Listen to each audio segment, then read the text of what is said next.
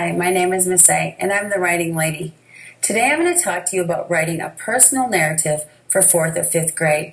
Now remember, a personal narrative is one that happened to you personally. This could be a true story or one that you make up for class. But a lot of times we want to focus on something in your life that actually happened to you.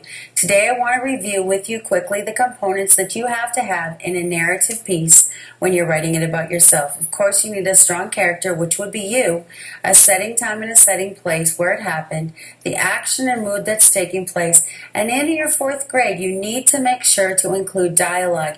You need your characters saying at least one thing at the beginning, and shoot for at least 3 inside your piece. You need rising action. That's all of the events that are occurring, and try to keep focus on just the main events and then explain them. You've got the climax and turning point, the falling action, the resolution that happens at the end, whatever happens at the end of your story, the author's purpose, and a little challenge to the person who's reading it. Today what I'd like you to do is you have a template for narrative like this, and it has all of the pictures put there on the side. This is the condensed version, and of course you're going to start off by labeling your 3 parts of your story. And I want the kids to be thinking, today I'm going to be focusing on a soccer game, and I'm going to pretend that my name is Jenna, because that will be the sample. Jenna is going to have participated or be participating in a game. She's going to tell you all about a championship game. So the first thing that I need is this template, and I also need, for the introduction lesson, I need a template that looks like this, that has a lot of middle choices. So what we're going to do is we're going to talk about the game a little bit. Jenna is going to think back to her championship game that she just played and some things that happened in the game, and if you're going to use it in your classroom, you could have something that is just occurring there. But for today, we'll talk about Jenna's game. So we'll start at the top with the character, and of course we'll know that because she's writing the story, her name is Jenna, okay? And she is a defender in the game. And then we've got the place and the time that it occurs. Well, it's going to happen on a cloudy afternoon. So I'm going to write cloudy and afternoon. And I'm going to draw a little picture of a cloud right here. And where's the place that it's going to take place? Well, it's going to take place on the soccer field. So I'm just going to draw a little net and a ball. And I'm going to put soccer field over here in the place. Okay, and then the action that's occurring. Well, it's a championship game for a medal, and everybody, the mood is it's feeling extremely tense. So I'm going to put the little medal here that they're going to be winning if they win, and so I'm going to put the championship game. And I'm also going to put tense because all of the players were feeling really tense and nervous because obviously it was their game, their last game. And now we're going to put quotation marks. So you've got to have them saying some kind of dialogue. So I'm going to put a little bubble there to remind me. And what Jenna is going to say, she says, my stomach was doing flip-flops. So she's going to write that right here.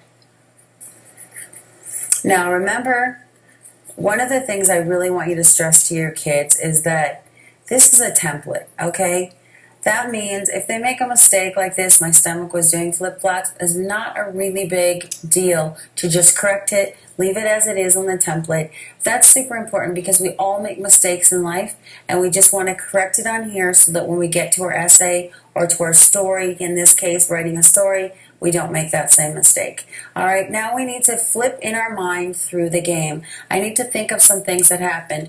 Well, in Jenna's game, for example, if you were there, and let's just pretend all the kids were there, they're raising their hand, some of the things that occurred in the game. So we're going to give them some options. Well, some of them were like they passed the ball, they were kicking the ball, and these are things that I'm going to use in the middle of my story in the rising action to help move it along. Both of the teams have scored, so I'm going to put scored. And this is just a template for you as a teacher to use when you're first modeling this to your students of personal narrative. In soccer, sometimes they get a PK.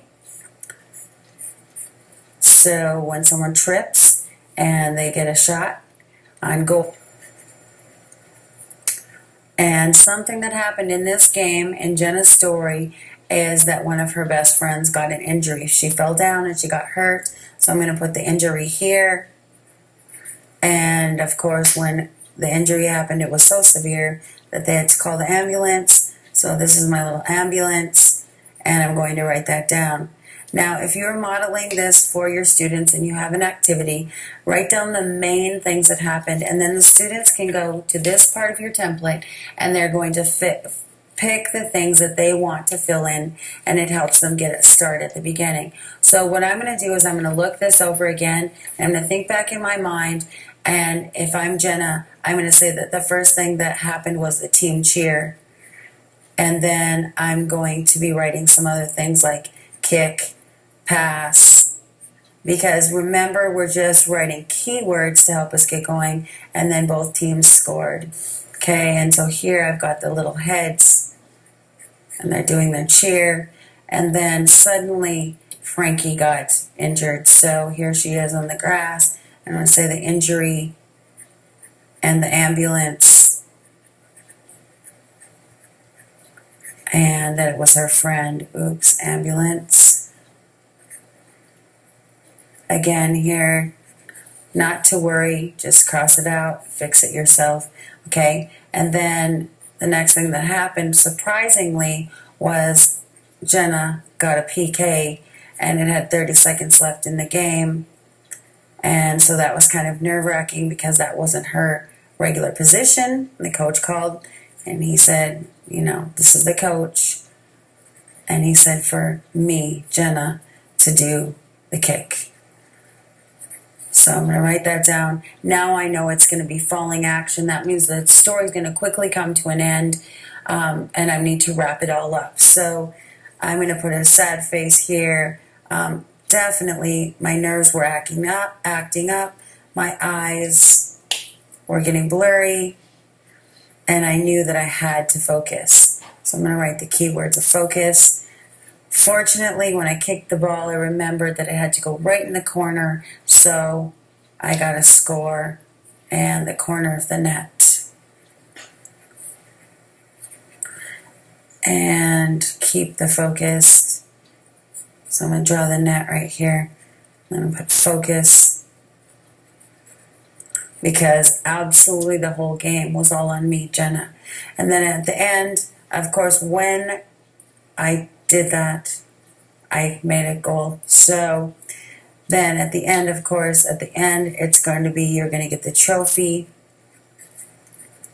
and hard work paid off, staying focused paid off. And so I'm going to put that focus and a happy face. It was successful. So now I have my template all the way done.